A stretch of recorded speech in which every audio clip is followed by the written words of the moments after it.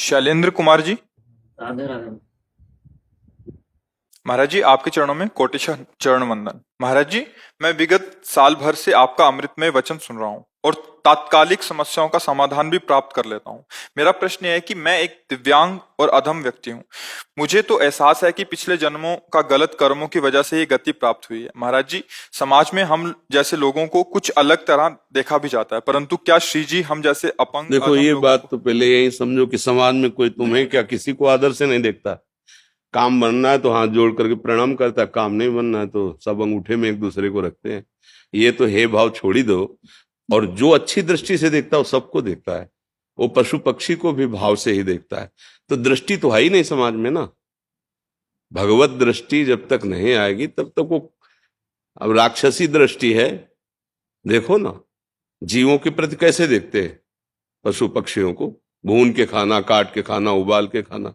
माताओं बहनों की तरफ कैसे देखते हैं, दूसरे के धन की तरफ। इनसे तुम चाहते हो कि तुम्हें प्यार से देखें। अरे वो अपने को प्यार से नहीं देखते, वो अपने को नाश के मार्ग में ले जा रहे, तुम्हें क्या देखेंगे। पहली तो कमजोरी अपनी छोड़ो। हमारे अंगहीन है तो क्या हुआ, हमारे प्रभु हैं, हम प्रभु के अंश हैं। हमें ये गाड़ी मिली है पूर्व कर्मानुसार, ठीक है भाई, थोड़ा अंग इधर उधर, लेकिन दिमाग काम कर रहा है, अभी जबान काम कर रही है। राधा राधा राधा राधा, प्रभु का नाम ले रहे हैं हम। ऐसा नहीं, हमारे प्रभु में बड़ी सामर्थ्य है, ये विचार ही नहीं करना चाहिए। अष्टावक्र जी महामुनि हैं, 8 जगह से टेढ़े थे। अष्टावक्र 8 जगह से टेढ़े, और जनक जी की सभा में उनका गुरु पद पर अभिषेक हुआ। जनक जी के गुरु अष्टावक्र जी। ये थोड़ी कि शरीर सर्वांग है, सुंदर है तो तुम जगत बंधनी हो गए। जेल में पड़े बड़े सुंदर और शरीर स्वस्थ वाले, नहीं पड़े तो नालियों में पड़े शराब पिए इधर उधर, कोई खास बात नहीं। ये हम आपके उत्साह वर्धन के लिए कह रहे हैं और सत्य विषय कह रहे हैं। ये तो कभी कमजोर समझना ही नहीं चाहिए कि हमारा अंग खराब है या हमारे धन नहीं है या हमारा रूप ठीक नहीं है तो हम समाज का सम्मान प्राप्त करने थोड़ी निकले हैं। मानव देह का उद्देश्य अपने कर्तव्य को कर्म करते हुए भगवान समर्पित करके भगवान की प्राप्ति करना। और जा पर कृपा राम की होई, ता पर कृपा करे सब कोई। फिर ये बात सब ऐसे निरुत्साहित हो जाना, अपने को ये समझ लेना कि मैं बड़ा भाग्य हूं। नहीं, हम भाग्य का निर्माण करने के लिए मानव देह प्राप्त किया है। ठीक है, हमारे हाथ पैर नहीं काम करते हैं, लेकिन हमारी जबान अभी काम कर रही भगवान की कृपा से। तो राम राम, कृष्ण कृष्ण, हरि हरि, राधा राधा, आप जगत पावन बन जाएंगे, जगत को मंगल करने वाले। ये भगवान के अंश में कोई फर्क है क्या, जो हम में वही आप में है। शरीरों का, अब हमारी किडनी खराब है तो हमको ये देखना है क्या, गाड़ी है जिस काम के लिए मिली वहां तक हमें पहुंचाना है, और इसके लिए हमें कोई धन की जरूरत नहीं, कोई विशेष प्रयास की जरूरत नहीं। हमें राधा राधा राधा राधा। अब तो और दैन्य भाव से भजन होगा कि प्रभु मैं तो किसी काम का नहीं, मुझे स्वीकार कर लो ना। पर ये शब्द जो है, जो आप कह रहे हो कि समाज हमें सम्मान, समाज, भैया इस समाज को समझो। जो समाज के सम्मान में फंस जाता है वो गिर जाता है, वो पतित हो जाता है। और समाज कभी किसी की नहीं हुई। हमको ऐसे को पकड़ना है जो सिर्फ हमको देखे, वो मेरा प्रभु है। प्रभु को जो प्यार करते हैं उनको ऐसा थोड़ी लगता है कि प्रभु सबके हैं या सबको प्यार करते हैं। प्यार एक, उसको लगता है हर समय मेरे साथ रहते हैं, मुझे दुलार करते हैं। भगवान सब रूपों में है, आप जैसे भाव से कहेंगे आपको। पर जब अनुभव में आते हैं तो अपने अनुभव आते हैं, अपनी प्रियाजू, अपने लालजू, वही हैं जो आपको प्यार, और उन्हीं के प्यार से सब प्यार बन जाएंगे। सब प्यार करें, उनसे विमुख हो तो किस काम का यार। और सब हमें गाली दे, भगवान हमें प्यार करे। तो आज हम जो गीत गाते हैं तो उन्हीं महापुरुषों के गाते हैं जिन्होंने भगवान को प्यार किया, भगवान ने जिनको प्यार किया है। संसार ने क्या किया नरसिंह मेहता के साथ, मीरा जी के साथ, बड़े बड़े भक्तों के चरित्रों के साथ। जहां फूल चढ़ाए जाते हैं वहां उड़िया बाबा के माथे पे गड़ासा चलाए। संसार जहां सूली पे टांग दिया है, नहीं टांग, क्या क्या आप चरित्र दे। तो इस समाज से तुम चाहो सम्मान, ये भैया किसी को सम्मान नहीं, अपने स्वार्थ का सम्मान है। सच्चाई से समझ लोगे ना तब तुम्हें सम्मान मिलने लगेगा। जब ऊंचाई पर पहुंचोगे अध्यात्म की तो आपकी बात और आपका सानिध्य ऐसे करवा ही देगा, ये करवा। अब हम भजन में न लगे और सोचे कि शरीर स्वस्थ हो तो सम्मान। कितने दिन, कितने दिन रहेगा भाई? विचार करके देखो, ना शरीर रहेगा, ना सम्मान रहेगा, ना सम्मान देने वाले रहेंगे। तो हमको नहीं फंसना चाहिए, हमको ऐसी जगह प्यार करना चाहिए जो हमें सदैव अपने पास रखे, और जिसके पास कोई कमी ना हो, और जो सर्वशक्तिमान हो, और जिसके हम हैं वो हमारे केवल प्रभु हैं, भगवान हैं। अगर समझ में आ जाए तो आ जाए, ना आ जाए तो राधा राधा। समझ में आ जाए तो फिर आप बोलो किस बात की कमी। मूकम करोति वाचालम पंगुम लंघयते गिरिम यत कृपातम हम वंदे परमानंद माधवम। जो चेतन का जड़ करे, जड़े करे चेतन, अस समर्थ। आप भजन करके देखो, भजन का प्रताप उदय हो। ये हाथ पैर क्या चीज है? दिव्य सिद्धियां उसकी सेवा में आ जाती है। गोद में उठा के जहां से तापों पत्थर में प्रवेश कर जाए। पर अगर इन सिद्धियों की तरफ चले तो फिर भगवान नहीं मिलते। इसलिए जो भगवत प्रेमी महात्मा है उनका प्रयोग नहीं करते।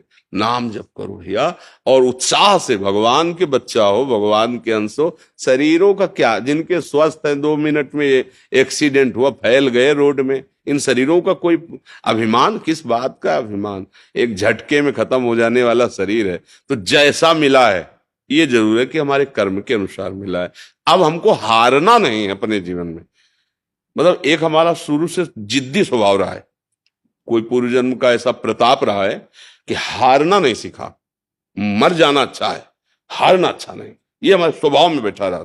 तो जहां हमें मन हराने की कोशिश करता, जहां हमें पिछाड़ने की कोशिश कर, बस जिद्दी स्वभाव, नहीं हम भय से नहीं हारेंगे, हम भूख से नहीं भागेंगे, हम अपमान से नहीं भागेंगे। हमें भगवत तत्व प्राप्त करना है, चाहे जितना कष्ट सहना पड़े। बस उसका ये है कि किसी भी तरह का कोई भी कष्ट हमें स्पर्श नहीं कर रहा है। सब शरीर में अब भी वर्तमान में है, दुनिया के सब कष्ट हैं, लेकिन भगवत कृपा से हमें कोई कष्ट नहीं। एकदम निश्चिंत, एकदम बेपरवाह, आनंद में। वही हम सब बात बता रहे हैं। यहां कोई औषधि नहीं पहुंचा सकती जहां हम बात कर रहे हैं। यहां कोई डॉक्टर नहीं पहुंचा सकता, कोई सलाहकार नहीं पहुंचा, नाम पहुंचाता है। भैया एक ऐसी औषधि है, भगवान नाम, भगवान का आश्रय। विपत्ति आएंगी, कर्म के अनुसार लीलाएं होंगी, पर आप डरोगे नहीं, आप प्रसन्न रहोगे। आपको हर समय दिखाई देगा कि भगवान हमें दुलार कर रहे हैं। प्रहलाद जी से असुर बालकों ने पूछा कि आपके साथ इतना, मतलब हिरण्यकश्यप का दिमाग काम नहीं कर रहा था कि मरेगा कैसे ये, हर उपाय करके हार गए। तो आपको दुख नहीं होता जब आप पहाड़ से फेंके गए, पहाड़ के नीचे दबाए गए, हाथियों से कुचलाए गए, अस्त्र शस्त्रों से छेदे गए, विष पिलाया गया, सर्प के कुंजों में, कमरे में सर्प बहुत बंद करके उसमें छोड़ दिए गए, क्या क्या आग में आपको कष्ट नहीं होता? तो प्रहलाद जी ने कहा, हम देखते हैं कि हमारे हरि हमको गोद मिली है, हमें कोई पीड़ा नहीं, कोई कष्ट। 5 वर्ष के हैं प्रहलाद जी, पर भगवद आश्रय है और भजन है तो त्रिभुवन का स्वामी है। हिरण्यकश्यप इतना बाल भी बांका नहीं कर पाया। हम उन भगवान के उस भजन में लगे जहां ऐसी भारी विपत्तियों का जाल बिछा देने पर भी प्रहलाद जी कह, मुझे कोई कष्ट नहीं है, मुझे मेरे ऊपर भगवान की बड़ी कृपा है। और जब वो प्रहार ही करना चाहा तो भगवान खंभा फाड़ के प्रकट हो गए, नहीं हो गए? और ऐसा भयंकर रूप कि कहीं पढ़ा लिखा नहीं गया था कि भगवान का ऐसा रूप है। बड़े सुंदर भगवान है, लेकिन क्रोध आवेश में नरसिंह अवतार धारण किया, कांप रहे थे बड़े बड़े लोकपाल। वो भगवान हमारे लिए ही तो क्रोध धारण किए थे, भक्त के लिए ही तो धारण किए थे। बस भगवान का आश्रय और नाम जप, यही भक्ति का स्वरूप है। अगर हम भगवान का नाम ले आश्रय, ये सब कमजोरी मिट जाएगी। आप दिव्य हैं, भगवान के अंश हैं। शरीर को लेकर आप इस बात में निराश हो, जीवन व्यर्थ चला जाए, बिल्कुल नहीं, ऐसा नहीं। बहुत कृपा है आपके ऊपर कि कम से कम शरीर से आपकी आसक्ति नहीं होगी कि यह बेकार जाएगा। और जिनको रूप सुंदर मिला है, स्वस्थता मिली, वो इसमें आसक्त होकर पापाचरण करते हैं, दुर्गति प्राप्त करते हैं। तुम बिल्कुल निराश मत हो, बहुत प्यार, तुम्हारा जीवन बहुत अच्छा है। बस राधा राधा राधा राधा, जो बने जैसे बने। और भगवान हर जीव का पोषण करते हैं। पूरी सृष्टि में भगवान सबकी सब व्यवस्था कर रहे हैं, कोई ऐसा नहीं है जो अव्यवस्थित है।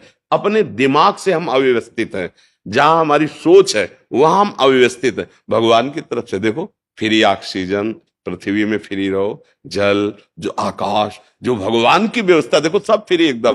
प्रकाश, ये 2 4 6 घंटे जलाओ लाइट तो उसका बिल आता है। भगवान सूर्य सुबह से प्रकट हुए, शाम तक प्रकाश, घर कोठरी सब अंधेरा नष्ट, रात्रि में चंद्र भगवान शीतलता है सब। तो भगवान की तरफ से तो हमें सब फ्री और कृपा मिली। हमारे विचार जो हैं वो हमको दुख दे रहे हैं, जो हमारी विचारधारा चाहते हैं वो हमें परेशान किए। आवश्यकता तो पूर्ति भगवान कर रहे हैं, तो ये भी ना सोचे कि अब हमारे हाथ पैर खराब है तो हम कैसे जिएंगे। बहुत अच्छे से भगवान व्यवस्था करते हैं सबकी, कोई भूखों नहीं मरता। हाँ, अपने विचार से आप मर सकते हो। अगर आपके आचरण ठीक नहीं, आप गंदे विचारधारा वाले हो, अगर आप भगवान के आश्रित हो जाओ भगवान के, तो ये हमारा विश्वास है कि कहीं से भी हो आपको भोजन मिल जाएगा। केवल भगवान के आश्रित हो, वो व्यवस्था कर देंगे। अगर किसी और का आश्रय लिए हो तो भूखे रह सकते हो। जो हमारे अमुक रिश्तेदार हैं, अमुक मित्र हैं, अमुक वो लाएंगे तो भूखे रह सकते हो। और जो केवल भरोसा है उस तो फिर राम का भरोसा भूखा मरता नहीं। भगवान का जिसे भरोसा, भैया हमें तो ऐसा लगता है सर्वलोक महेश्वर अखिल ब्रह्मांडों के स्वामी भगवान का नाम ले ले और आश्रय ले ले, यही मनुष्य जीवन की सफलता है। और इसके लिए कोई विशेष आवश्यकता नहीं कि हम स्वस्थ ही हो, हमारे पास धन ही हो, हम बहुत विद्वान हो। सीधी बात, हम जैसे हे प्रभु आपके हैं, राधा राधा राधा, पक्का उसका कल्याण हो जाएगा। जब अपने पुत्र के बहाने से पुत्र को पुकारा था मरते समय नारायण, तो भगवान के पार्षद आ गए, भागवत में प्रसंग है, और वो परम धाम को प्राप्त हुआ। वैश्यागामी नीच आचरण करने वाला अजामिल, तो यार आप तो जानबूझ के नाम ले रहे हो रामकृष्ण हरि राधा, फिर आपका कल्याण क्यों नहीं होगा? वो तो अपने पुत्र को बुला रहा था मरते समय, तब उसका कल्याण हो गया। तो तुम तो जान के ले रहे हो ना, राम राम कृष्ण कृष्ण हरि हरि राधा राधा, फिर तुम्हें विश्वास क्यों नहीं कि तुम्हारा कल्याण हो जाएगा, तुम्हारा मंगल हो जाएगा? इसलिए आश्रित रहो। ठीक है ना जी।